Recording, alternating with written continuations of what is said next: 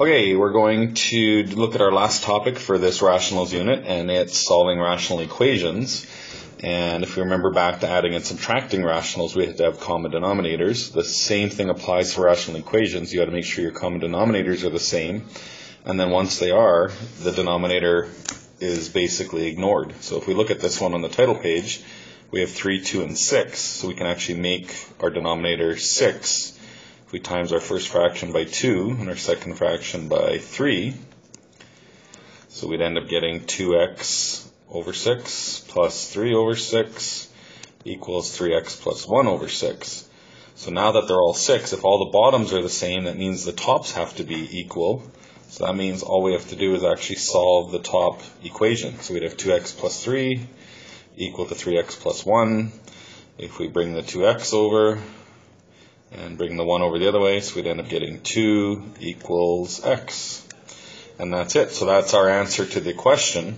We could plug it back into the original, so you could put a 2 in for each x and multiply it all out, and you would see that you get the exact same answer.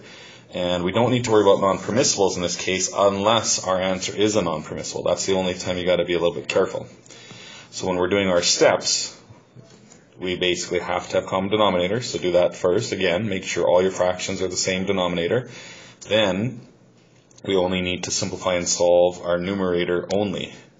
So we don't need to worry about the denominators once they're the same. And be careful, sometimes the numerator will give you a quadratic equation. So that's where you have to factor or use the formula or graph or whatever to solve. And then, like I just said, make sure you check your answers to see that they aren't a non-permissible. If they are non-permissible, we call those answers extraneous, which means they don't work. So we just got to make sure we choose the answer that actually works for the equation. So let's go through a few examples. So the first one here, we can see we have just an x, but we could write that as x over 1. So now you can see our common denominator would be x plus 1. So we just need to times...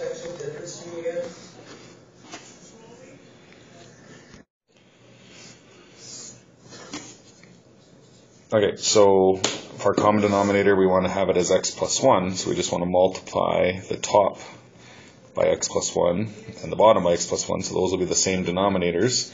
And once we do that, like I said, we don't need to worry about the denominator anymore. We would just have the numerators. So we'd have x plus 1 and x plus 1, but we ignore that.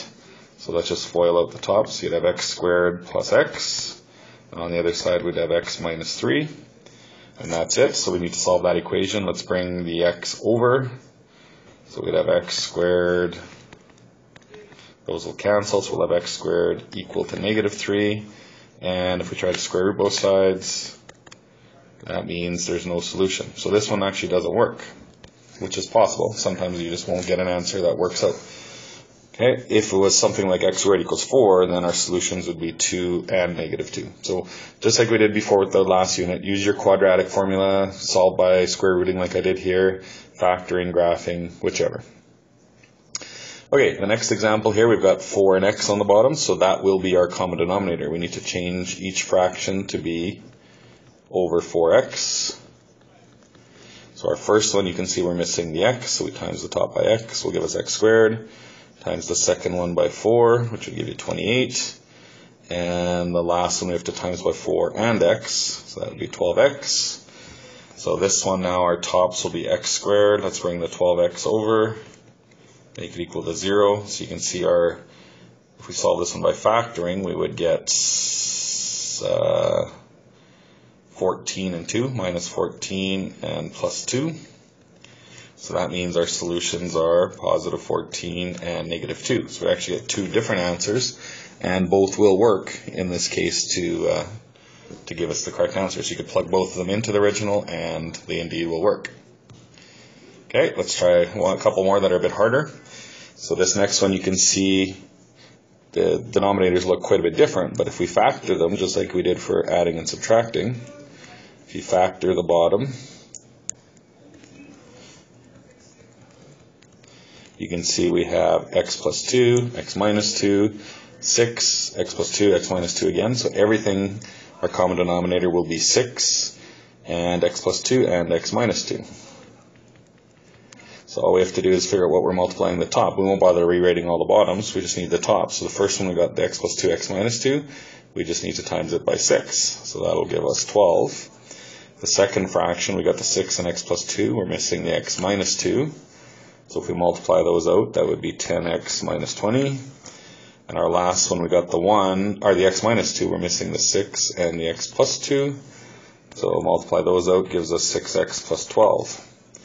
So now our last step is, let's just simplify all this. So we have 10x minus 8, 6x plus 12. Bring the 6x over. So we get 4x minus 8 equals 12. Bring the 8 over. Would give us 20. Divide by 4. X equals 5. And once again, if we plug that into the original, it would indeed work out. And we don't have to worry about our non-permissibles. Remember, our non-permissibles in this case would be 2 and negative 2. So as long as our answer isn't 2 or negative 2, then we're good. Okay, this next example, same sort of thing. We got y minus 3, y minus 6. If we factor the bottom, we'd have y minus 3 and y minus 6 for our two factors. So you can see those are our common denominators. So all we have to do is times our 9 by y minus 6, times our 4 by y minus 3, and we're good. So we'd have 9y minus 54 for the first one, minus 4y. Careful that minus, so negative 4 times y would be minus 4y, minus 4 times minus 3 will be plus 12, equal to 18. So if we simplify that, we get 5y minus 42 equals 18. Let's bring the 42 over. It'll be 60. Divide by 5 will give us 12. And again, that's not a non-permissible, so we're good. So our last thing we got to look at is some word problems. So when you get word problems with rationals, you have to just basically write the equation first and then solve it. And usually the hard part is writing out the equation. So this first type we're going to look at are distance speed type questions. So in this case, we've got 120 kilometers. She was on her bike, swam for 12 kilometers, and her speed was 8 times faster than swimming, 9 hours total. So lots of information. So what you want to do with these questions is put them in a chart. So she cycled for 120 kilometers. She swam for 12 kilometers. It said her cycling speed was 8 times faster. So if we call swimming x, cycling would be 8x. And from physics, our time is going to be our distance divided by speed. So we just want to write that as 120 over 8x, and the other one would be 12 over x. And so that means our time for cycling plus our time for swimming will equal 9 hours, it said. So that ends up being our equation. So the chart will help you kind of set up your equation. Once we do that, you can see our common denominator now will be 8x. So the first fraction will be good, times our second fraction by 8. So that'll give you 96 over 8x. And times our 9 by 8x, which would be 72x.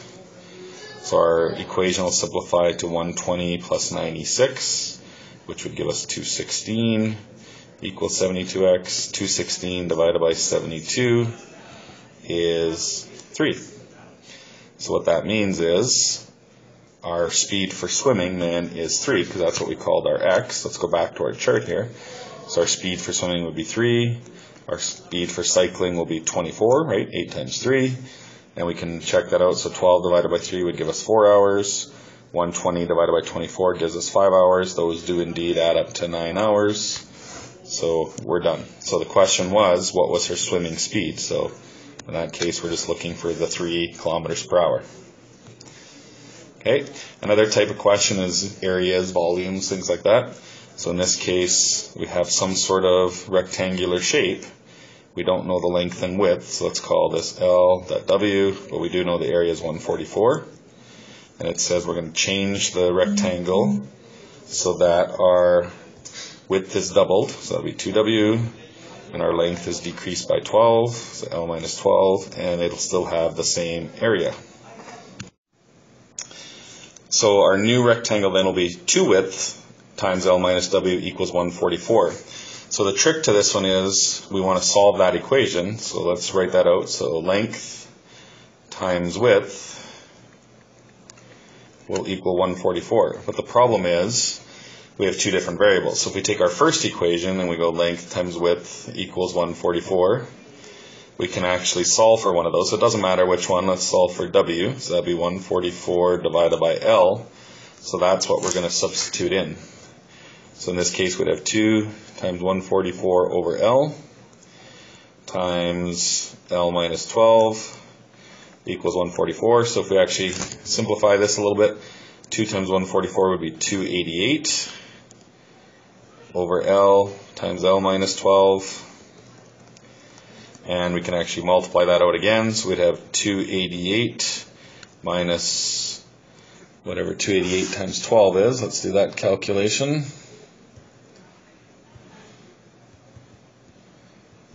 So that's 3456 over L equals 144.